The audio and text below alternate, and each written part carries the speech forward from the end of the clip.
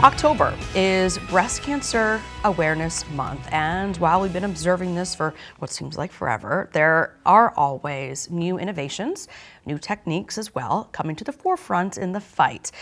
And it's not just limited to breast cancer. What if you could figure out when you're young and you're healthy if cancer is in your future? We're not talking about genetic testing. Instead, something as simple as a survey that could identify if you are at high risk of getting cancer in your lifetime. In Focus's Erin Murray explains. You know why you're here, right? For the Cancer IQ test. Desney Ebner-Rivers and the word cancer do not get along. Has anyone in your blood related family had cancer? Yes. Not because she has cancer, but because of what it has taken away. I did. I lost all of it. She lost her father to prostate cancer and her grandmother and mother to breast cancer. She remembers the day a doctor gave her mom the diagnosis. Desney was just 19. He came to me, he's like, Kat, it's cancer. And I just remember breaking down. And my mom looked at me all crazy. She's like, why are you crying? I was like, you have cancer. And she's like, it's not a death sentence. And she said, me and my God are going to beat it. And she did, at first. But it kept coming back. On the third bout, it had spread to her bones, and cancer took Desney's mom. So your mom had cancer and your dad has. And my grandmother. That familial history is one reason Desney is at Baycare's Cancer Institute on this day. She is one of the first to be a part of a new pilot program for people wondering if they have an increased risk of getting cancer in their lifetime. Rather than waiting for them to get sick, get their cancer, and sometimes at an advanced stage, what if you harbor a risk that we can identify early, catch you at a younger age, and mitigate that risk or maybe even take it away? Dr. Peter Blumenkrantz is the medical director of Baycare's Cancer Institute and points out while genetic testing is an option, this new pilot program is way less invasive and free. And that's where this new software called Cancer IQ comes in. So this is the landing page for our new Cancer IQ risk assessment. It's a simple 5-minute survey that can tell if you have an increased risk for 9 of the most common and deadly types of cancer. The best thing about this program is it's tailored to that patient. And so it's very individualized. It looks at familial, lifestyle, and environmental factors. And really easy for people to navigate. Once complete, you get the survey results, which include next steps. But they are also sent to Baycare's high-risk cancer clinic, and advanced nurse practitioners like Erica Oshman process them. And the goal of this is to screen these people outside of the standard screening ages, right? For example, most women don't get mammograms until 40. But if the Cancer IQ survey shows you are high risk, the high-risk clinic connects you with doctors who may recommend you get mammograms at a younger age. If you have high risk for breast cancer, you may need a breast exam every 6 months, not once a year. Rather than a mammogram once a year, you need a mammogram alternating every 6 months with MRI. It's all about putting a preventative care plan in place. But Dr. Blumenkrantz says the ultimate goal will not be to just identify high-risk patients. This is a much bigger scope. Think about it. If we could see in a few years that we're getting more stage 1s and 2s and less 3s and 4s, we've moved the curve. That is why people between 25 and 45 are really encouraged to take the survey. Though you can do it at any age. And then it tells you what you may qualify for. For Desney, it confirmed what she already knew. She needs to keep up her yearly mammograms, even at 37. I feel like the IQ test takes a guessing out of that. It's like, here's the information, here's your background, and here's what we're going to do next. What's next is important to her. Because while cancer has taken so much already, she is determined to stop that part of her family history from continuing. Because as a mom of 3 girls, it's my job to protect them. And I can't do that if I don't protect myself. She plans to be around for a long, long time. And folks, here is that QR code to take the Cancer IQ survey. It is totally free. And for those who do get high-risk results, maybe worried about what preventative treatments will cost, Baycare says that they do have financial assistance that is available. So right now we're going to leave that QR code up just a few seconds longer for you to open up your camera app on your device. Just point it at the TV and you'll get a link that you can follow to the website. All right, so right now, let's continue the conversation. This week, we have Marion County Commissioner Michelle Stone from District 5. Commish, welcome to In Focus. And also joining us, we have Dr. Lindsay Rhodes, professor of cancer biology at Florida Gulf Coast University. Doctor, welcome back. Thanks, both of you, for being here on the show. And Commissioner, if I may, start with you. Talk to me about the importance of Breast Cancer Awareness Month and why it means so much to you. Well, October is always a really special month because it does draw attention to the opportunity for us to help educate the public that breast cancer is something that you personally can participate in and have early detection. And early detection is what saves lives. Early detection saved my life. In 2001, I personally was in a position that I happened to brush across my breast in the shower and felt a lump. And that sent me to the doctor early, and I was 37 at that time. Wow. And again, early detection was something that allowed us to start the process quicker than it would have been had I waited till I was 40 to do that mammogram.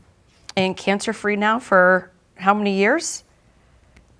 Cancer-free since 2001, so nearly 24 years, although I will say in 2020 I had another bout, but it was caught again extremely early because I consistently did annual mammograms, and the needle biopsy actually took care of that cancer for me, but we took preventative measures, and I no longer believe that I'll have breast cancer again. That there in itself will inspire so many women to take that preventative action, Commissioner. And, so we've heard the stat before, ladies, that 1 in 8 women, 1 in 8 will be diagnosed with breast cancer.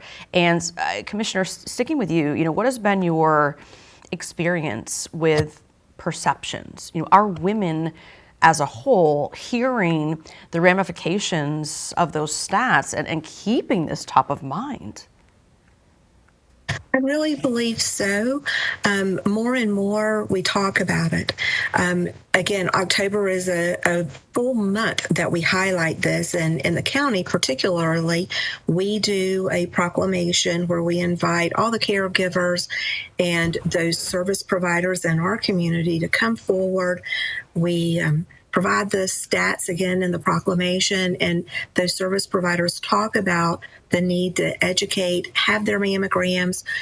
There's also a lot of community focus on programs where you can go get that mammogram, and if you need financial assistance for that, we have a lot of grants available. With the state of Florida as well, they have a mobile that they take throughout the county, and I believe that that's probably true across many counties across the state of Florida as well, that we are getting people the ability to have that mammogram done early. And I think the more we talk about it, it's not a stigma, and all of the wonderful advances in medicine now allow you to go on and live a great, healthy, long life, either having the various procedures, whether it is less invasive or much more intense. And I'm just glad to say that a lot of people get to have a lot more birthdays because we are bringing this focus to the forefront. And I want to say thank you to Spectrum. Thank you, Spectrum and In Focus, your program, Allison, to really shed a light on this and share with the people, your audience, that, hey, don't wait. This is not something that you need to put off. And it's not just a woman's disease as well. I know men also are subject to this as well. So we want men to make sure that they are paying attention and checking themselves as well. Yeah, indeed as well. And I want to show you something that really struck me as interesting. So we're going to throw up a chart here. It's showing the number of breast cancer diagnoses per year and the number of breast cancer deaths per year. Diagnoses are pretty much the same year to year, but look at the death rates. That has been on a steady decline for the last 30 years. So Dr. Rhodes, what are we doing right here? So I think a lot of what the commissioner said is actually right on point. Early detection and better technology. We're able to identify these tumors at a much earlier stage, and treatment is always better when they're in a smaller stage, an earlier stage. A primary tumor that we can actually resect has a much better survival rate than once we've gotten past that stage, when we've gotten into the metastatic process and we have lymph node involvement and other organ involvement. So you're going to continue to see those death rates go down, I think, as we continue to get the message out for early detection. Cancer, anytime you hear that word, is scary. But if we can get folks to do their annual screenings to see if their risk factors are increased, so that they may want to get those screenings earlier. And then we also have better therapies, right? We're getting more targeted therapies, immunotherapies that are able to kill off these cancer cells much more quickly and effectively. And ladies, it's estimated that this year, 2025, more than 42,000 women and 530 men in the U.S. will die from breast cancer. Also, Black women in the U.S. are about 40% more likely to die from breast cancer than white women, and 30% more for Hispanic women, all due to lack of mammograms and follow-ups. So Dr. Rhodes, those discrepancies between white women, Black women, Hispanic women, it's all about mammograms and follow-ups. What's the big problem here? Is it just plain access to healthcare? What's going on? Yeah, I think there's access, and then there's also cultural perception, right? There may be a lot more fear around being diagnosed, having access to care. What do I do? I'll say that there's also a socioeconomic component to this as well. So it's not strictly related just to race and ethnicity. Although there's also an underlying biological factors as well. So minority women do tend to have a more aggressive, be diagnosed with a more aggressive type of breast cancer called triple negative breast cancer. That's just more difficult to treat. We don't have the targeted therapies like hormone therapies available to the triple negative phenotype. So we're still working on that to try to develop better targeted therapies, again, as well as the education piece and access to care. So, Commissioner, of all of the cancers that affect Americans, it seems like awareness of breast cancer in particular is very high. Everyone knows what the pink ribbons mean. It's actually my philanthropy in college, even with ZTA. And so, and most people, they've heard about the efforts and the methods to detect it early. Does that awareness necessarily translate, though, into action? I hope that it translates into action, and that's where we can be good friends to our friends, and pick a day of the month, a very special day that is, maybe it's your birthday or something, but make sure on that date every single month that you remind someone that you love, hey, have you done your self-check this month? It's important to do that. And so I think the more that we can help educate and we can advocate to our fellows, that our friends, our family, that, hey, are you being proactive and self-checking yourself? I think that ripple is just going to continue to increase awareness.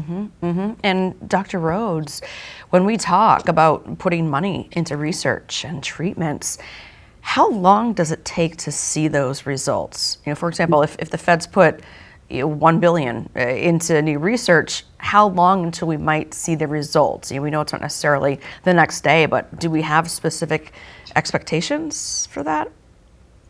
Yeah, that's a complicated question because it really depends on what we're using. If there's an FDA-approved drug that's been approved for other uses, but we can demonstrate that there's benefit to particular types of cancer that's caught in kind of off-label application, that can go through much quicker.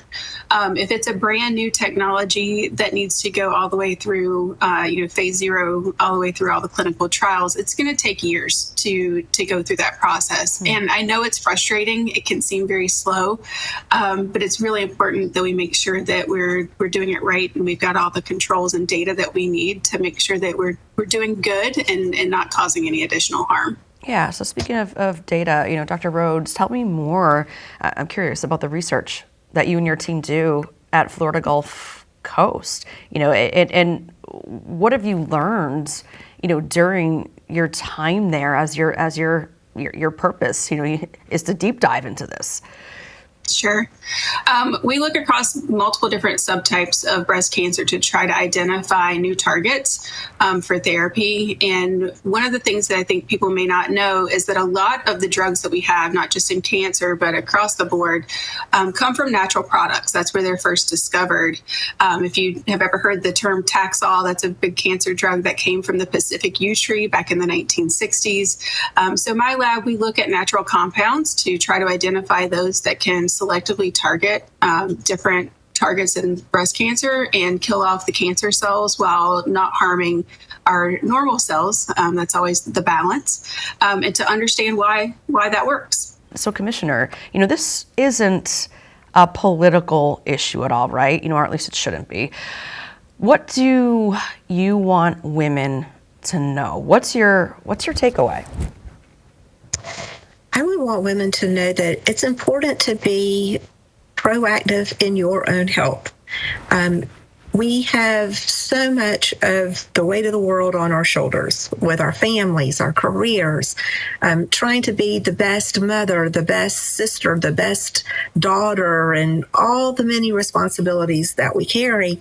But we cannot do any of that well if we're not taking care of ourselves. Yeah. And so it starts with making sure that we're having a good, healthy lifestyle, getting in a little bit of physical activity as often as we can, and eating as best that we can.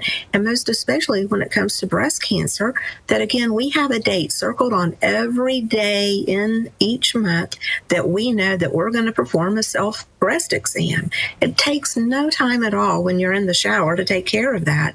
And then asking somebody that you love in your family, have you done your self exam this month? Yeah.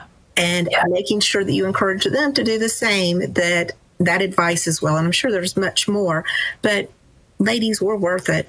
And the world is expecting us to do so much. Let's make sure that we're prepared to do it by starting with ourselves. Yeah, indeed. And Dr. Rhodes, what's next when it comes to research and treatment for breast cancer? Is there a role that AI is playing in getting us closer to a cure in all this? This circles back to the story we saw at the top of the show. Will we get to a point where we can detect the potential for breast cancer in both women and men through DNA profiling or something, well before the diseases take hold? Yeah, I do agree. We're in the age of big data, and the more technology we get, the more granular that data becomes, and we can look at sequences and find mutations, but then analyzing that data has always been the barrier. So now with the evolution of AI, I think we're going to get to a place where personalized medicine is our reality, where we can actually identify what are the drivers of each person's individual cancer, and then look in our library of drugs and therapies that we have available to us to really tailor a treatment to that individual to best care for their situation. So yeah, I think that's absolutely where we're headed. And Commissioner, we have about 15 seconds left. What's the best use of funding? Is it best served being used for treatment, research, awareness? What are you finding? Oh, goodness. I wished I had the answer to that. I'm so sorry that I think funding is always going to be not enough. So I think, again, that education and being proactive with your own health care is always going to be the most efficient way of getting the word out, but also the least expensive way. Commissioner Stone and Dr. Rhodes, thank you so much. A great discussion this week. And I know it's unfortunate that we have to keep having it, but I really appreciate your insight and come back anytime. Thanks for watching our YouTube channel. To keep up with important issues impacting our communities and hear more conversations with the people who are shaping the future, subscribe to our channel.